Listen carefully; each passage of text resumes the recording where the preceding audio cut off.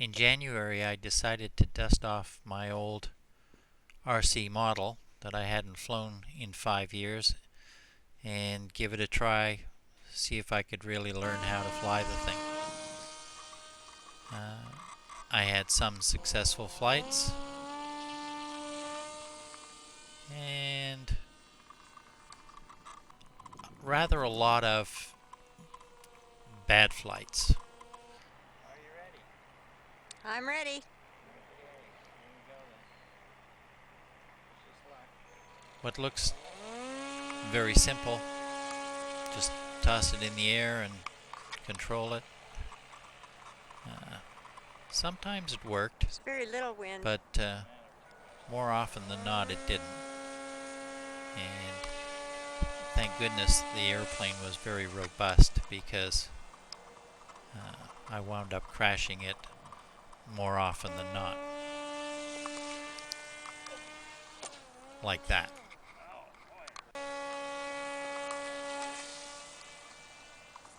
boy. Or like, oh, almost like that.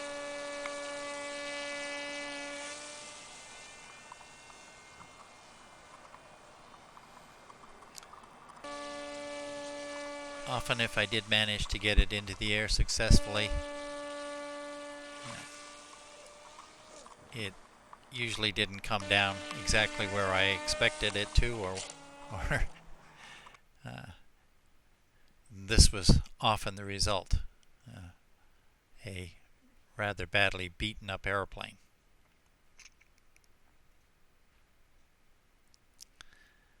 After doing this for a while, I decided that perhaps I should get some help from somebody who really knew what they were doing. So I went over to the local air modelers field off 95 and found somebody who could let me fly their airplane with a buddy box. Well, that helped a lot, and it encouraged me enough to send away and buy a big new glider. It being a glider, I thought it would fly slower and be easier to control. The first flight was a big success, but the second one wasn't.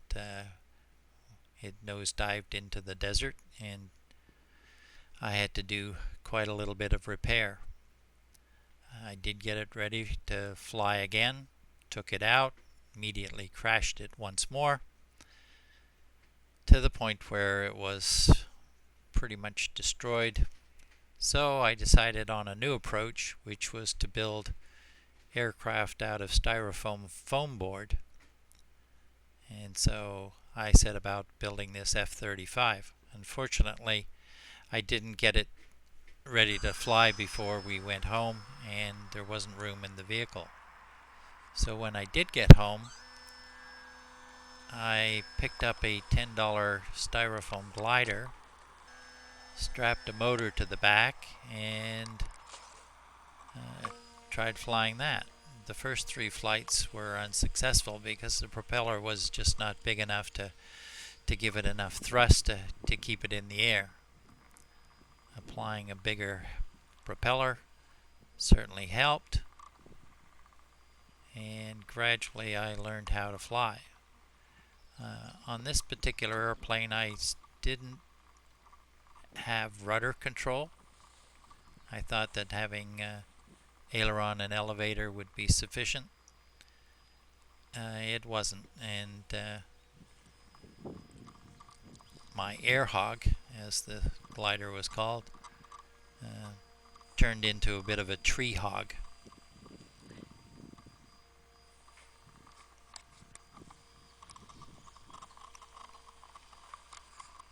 I did have some quite successful flights with it, and it was light enough that I was able to keep it in the air for as long as 30 minutes on Oh my one gosh, that's battery. wonderful flying.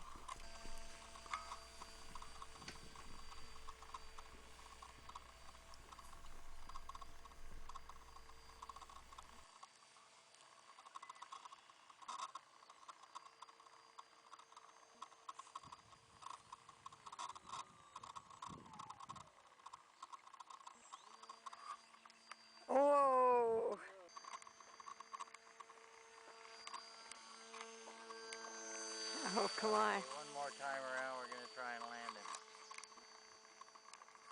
Okay, this time.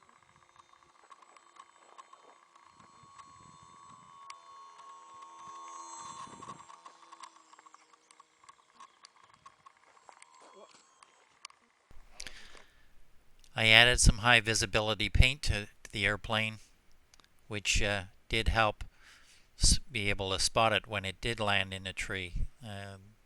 This occasion it took 3 days before the wind blew it down, and it was not a complete write-off, but it was badly damaged. So while it was in the tree, I set about designing and then building a new airplane. This one built out of styrofoam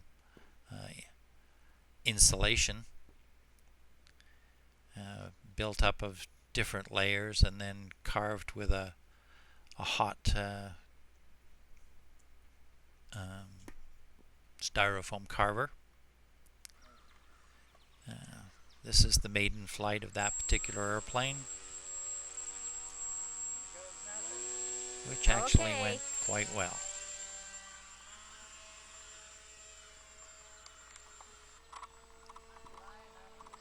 That's amazing.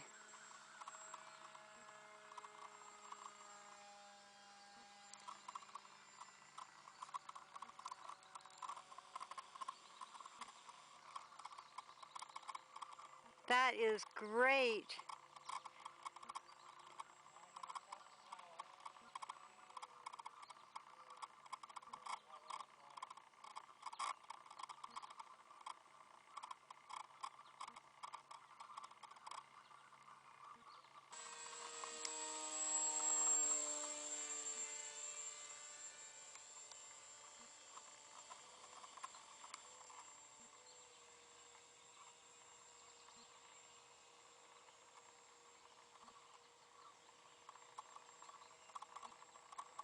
Don't let him get too close to the trees, Rick.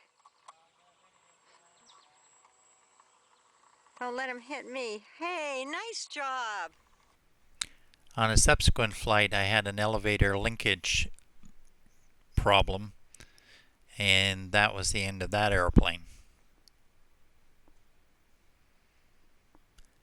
So I set about building another one, this time using a somewhat different construction method.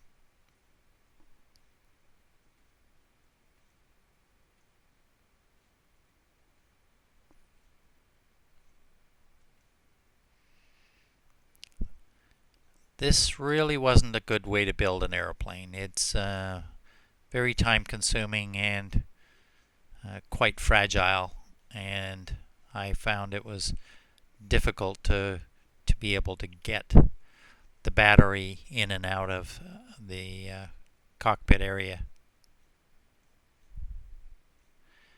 So in the meantime, I went back to flying my Airhog, which I again crashed into a tree. So I built yet another one, this time putting the motor on the nose. I thought that I had enough experience flying to be able to do that, but Poor Airhog, too. Obviously Look not. what happened to him. He took a nosedive. so I went back to building yet another airplane, this time using the foam board construction method that I had seen quite a few YouTube videos about, and that was a whole lot easier to build. My first attempt wasn't quite as good as it might have been.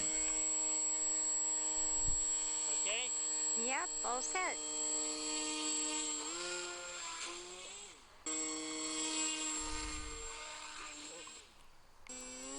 A little underpowered, not as stable as it might have been.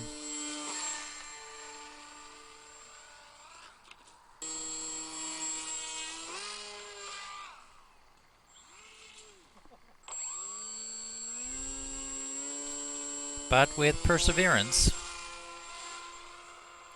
I did get it to fly. Yes.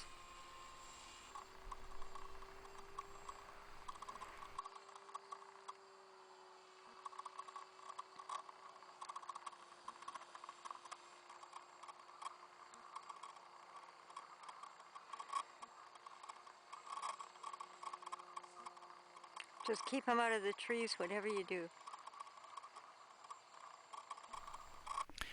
The first major modification I made to this airplane was to apply some significant dihedral to the outer portion of the wing, and it flew quite a bit more stable after that. After a while I got a little too overconfident though with that airplane and flew it when the winds were too strong, and it got blown away out of my control. Have no idea where it landed, so we went back and built yet another airplane, this one with the intention of adding a video camera so that I could go and do a search and rescue mission for the missing airplane. I applied what I had learned from building the previous airplane, made a few improvements, and was able to build it and put it together in 2 or 3 days. This one flew beautifully right off the bat. Okay. This is our search and rescue airplane, Snoopy 3. We're trying to find our lost airplane.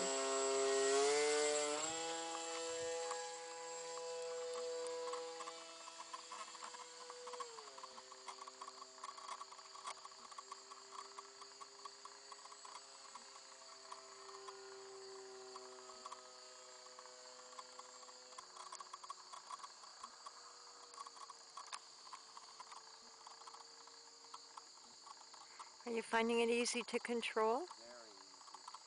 Oh, he's doing a great job.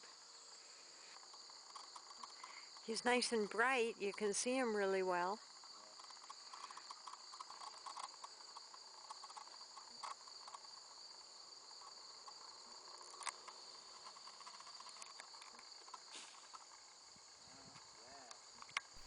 I added a high visibility paint scheme and a little container on the side for the video camera and went off looking, but never did find the other aircraft.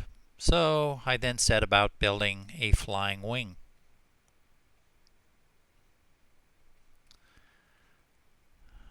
Wings are a lot easier to construct, but they're a little twitchy on the center of gravity location, as this maiden flight attempt will demonstrate.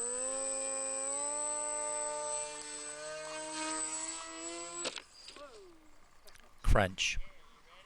Yes, I'm ready. I later did some test gliding without the engine just to confirm that yes, ready. the darn thing could fly. My neighbor with the buzzsaw in the background added the audio there for me. When we got to Yuma in October, I immediately set about building a new airplane because there hadn't been room in the van to bring one with me. So this was the first airplane that I built. It took me 3 days.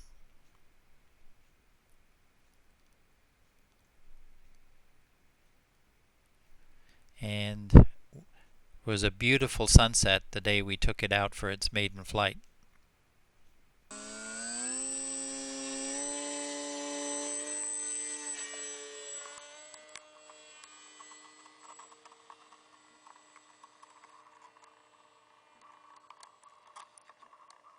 He's doing really well. Be careful he doesn't do a nosedive. Yeah, good. Looks beautiful. Oh, wow.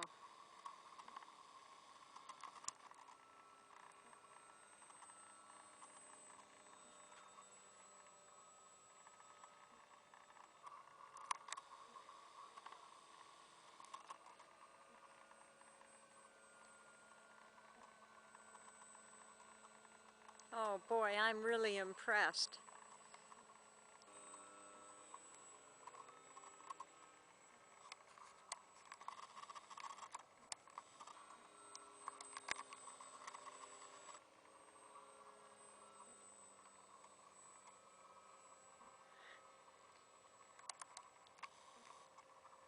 How long are you gonna fly him? Only a few more minutes. You want me to film the whole thing? No. I'll let you know when I'm landing, and maybe you can catch. Okay, this time I'm going to try landing it. Okay.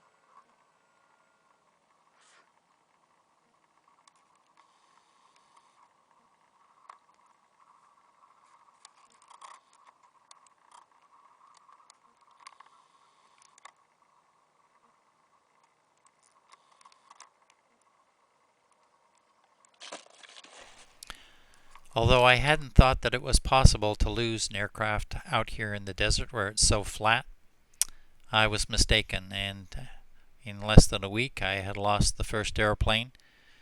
So I spent another 3 days building a third aircraft.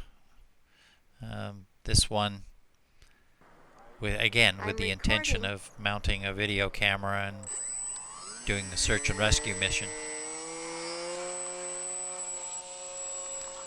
This one flew extremely well, and I now have it flying with the high definition video camera.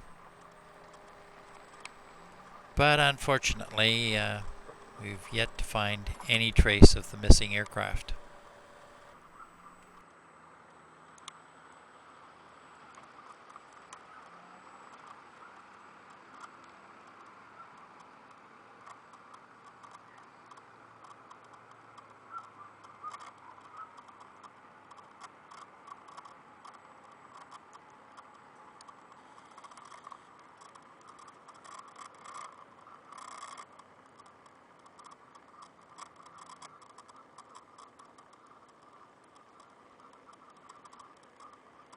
Are you starting to send him now? Yeah, he's just going to come by for a low pass here. Yeah.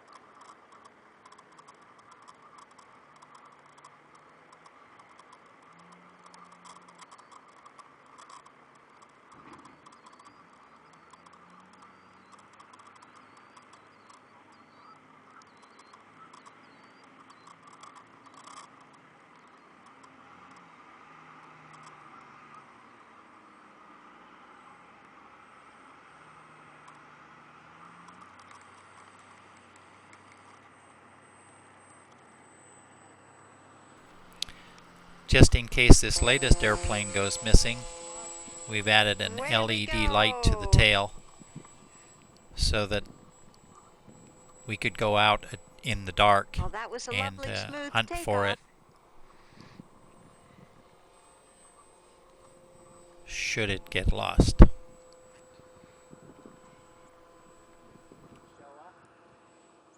with the light. How do you like that light?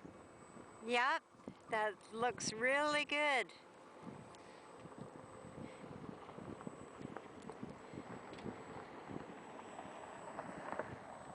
He sure shows up well with all that paint. And the new light works perfect.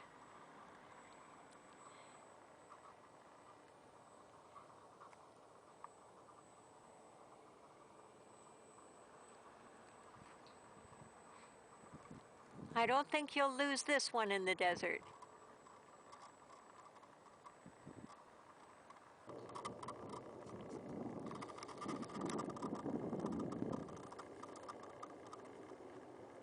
Where do you think you'll land him? On the road. Okay. To walk over to the road to do that. All right. Maybe not 12 minutes so far.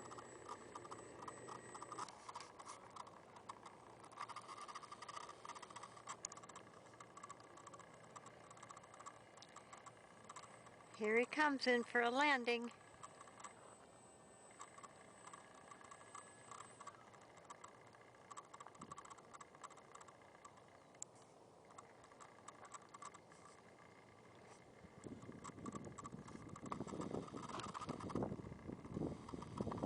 Not too bad at all. Pretty smooth landing. Way to go, Rick. This is an example of some video shot from the airplane in flight with the camera set so that it's facing forward.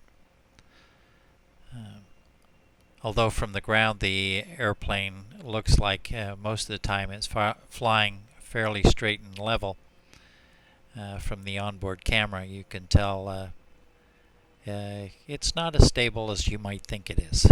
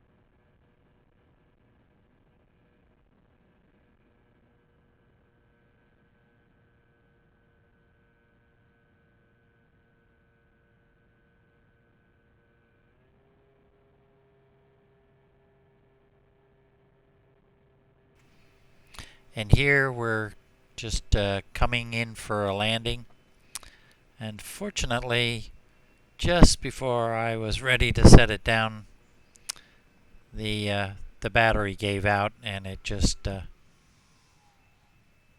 landed where it wanted to.